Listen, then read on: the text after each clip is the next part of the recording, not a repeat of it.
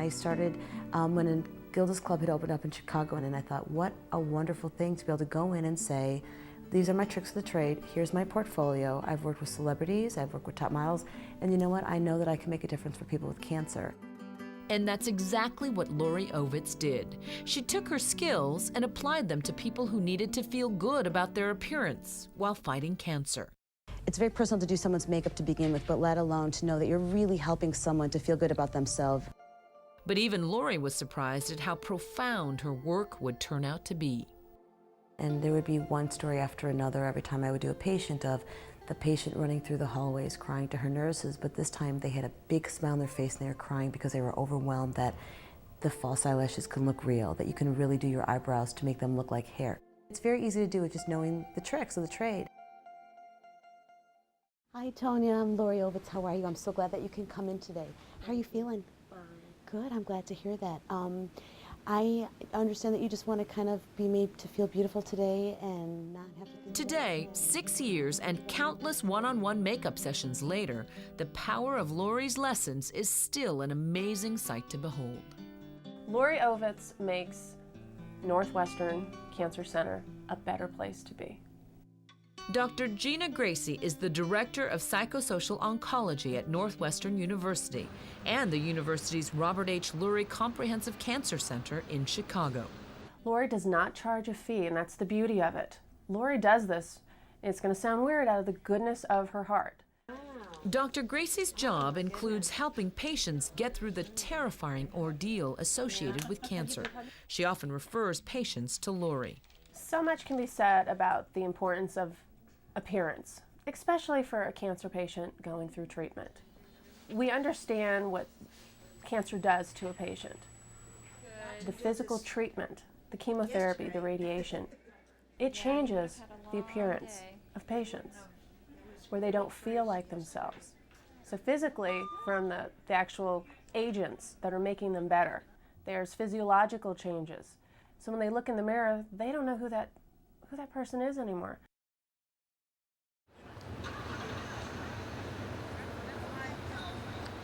In addition to her almost daily appointments at Northwestern, Lori also sees cancer patients twice a month at the University of Chicago. Social worker Shonda Mehta has been matching cancer patients with Lori for over 4 years.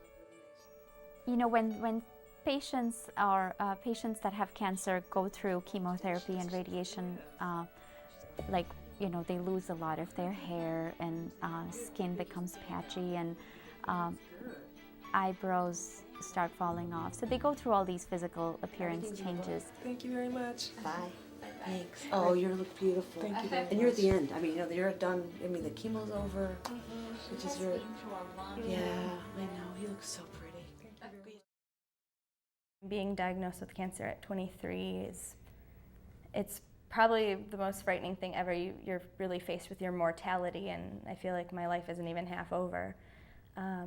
But aside from that, your body undergoes such changes that, I mean, most 23-year-olds don't ever have to deal with that, or, you know, they may not have to deal with it for another 30, 40 years, and it's really frightening. Like many patients, Leah Shaheen's cancer seemed to have come from out of the blue.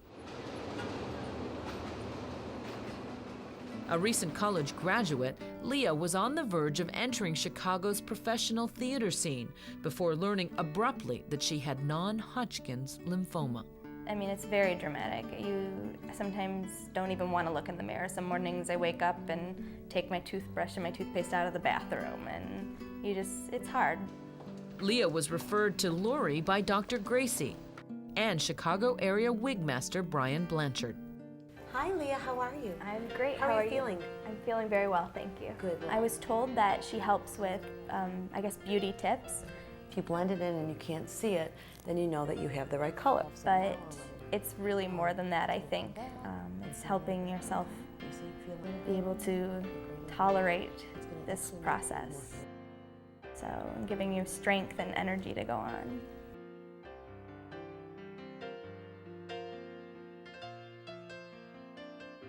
I think I just hope to gain more confidence and don't know, feel a little bit more like my old self.